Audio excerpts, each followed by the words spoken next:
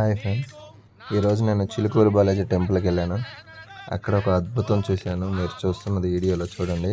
డబ్బులు ఎలా పంచుకుంటున్నారు.